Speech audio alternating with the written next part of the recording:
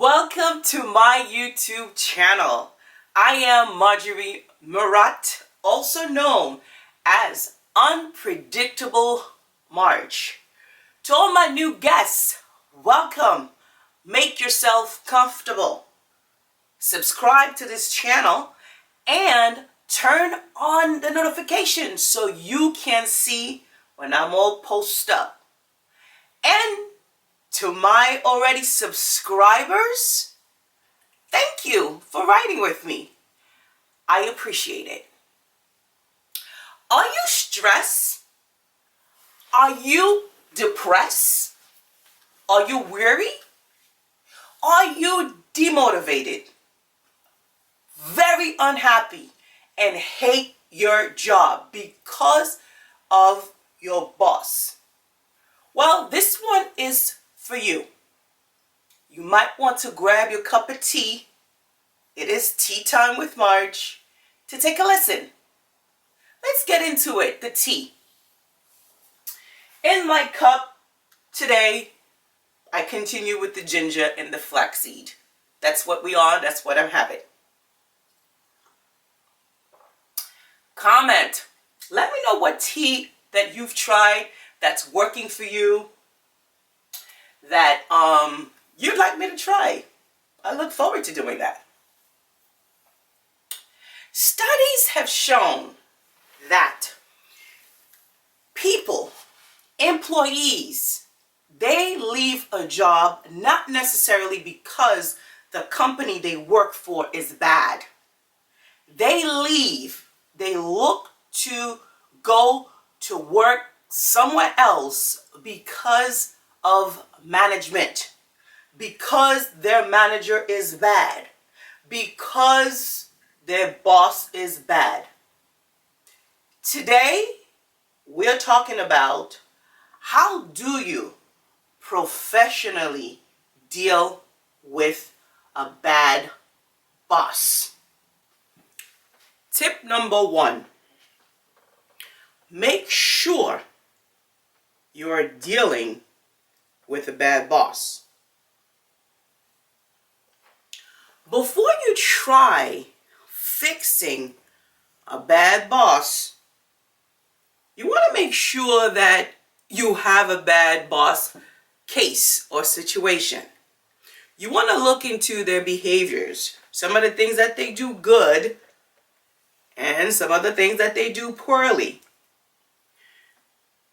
You might want to put yourself in their situation, even asking yourself, like, why are they behaving this way?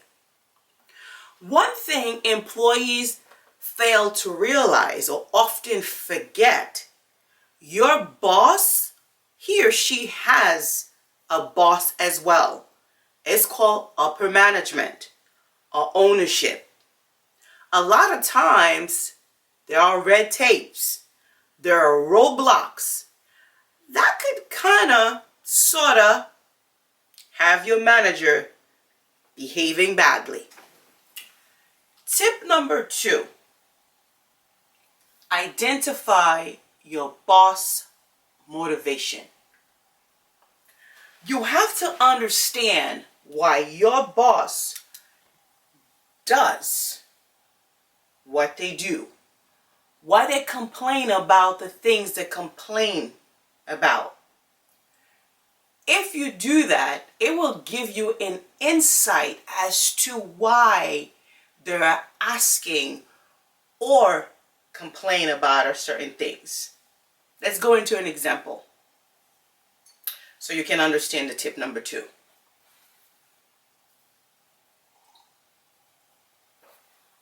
If you have a half-hour lunch break and you don't obey by that, especially if you're at a job situation where you don't clock out for lunch, you take an hour. And your boss complain about you taking that extra half hour. To you, it might seem like it's out of control that your boss keeps complaining about that. It's not that serious. Well, I'm here to tell you it is that serious, because The half-hour lunch extra you take, it wasn't planned. What I mean by that is your manager didn't plan to have you covered for an extra 30-minute lunch. So, the potential of something falling through the cracks is very likely. Your station, your work is not covered, you meeting deadline, or you completing your assignment, your task, so she can make, her deadline.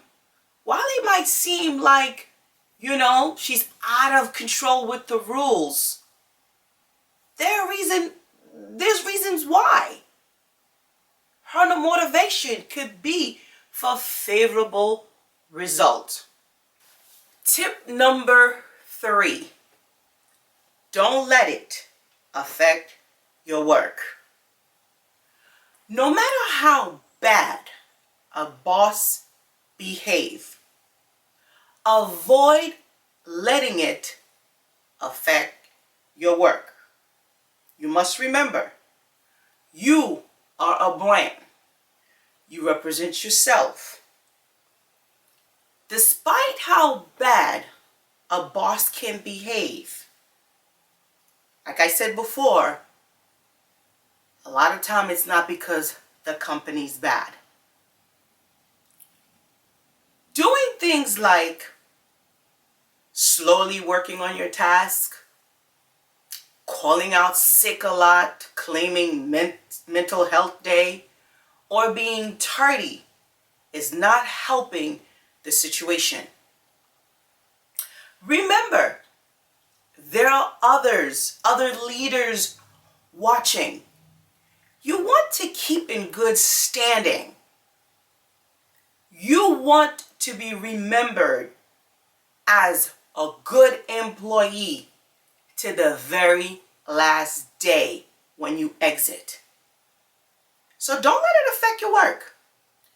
If that boss is bad, eventually their behavior will lead them out the door. Tip number 4. Stop assuming they know everything. Just because someone has a managerial in their title doesn't mean that they know or have all the right answers. You gotta work around their weaknesses. And you don't gain anything by making them look bad. Remember that. It's not about evening the score. They don't always know everything. Tip number 5. Tip number 5 is actually my favorite one, because I actually practice that. When dealing with an incompetent boss, sometimes it is best that you take on a decision on your own for favorable result for the company. For the company. You hear that word? Oftentimes, employees fail to realize or forget that they work for a company. Your boss is not the only resource to you. It's not the only person you can speak with. The way you act like a leader, you understand your work, you understand a bit about the operation, or it's really good when you understand the mission of the company. You can take on some decision. Some of the decision could be, you've already spoken to your boss. You've already try to speak about your dislike to your boss and your boss is not listening, you have to take the lead and go report it.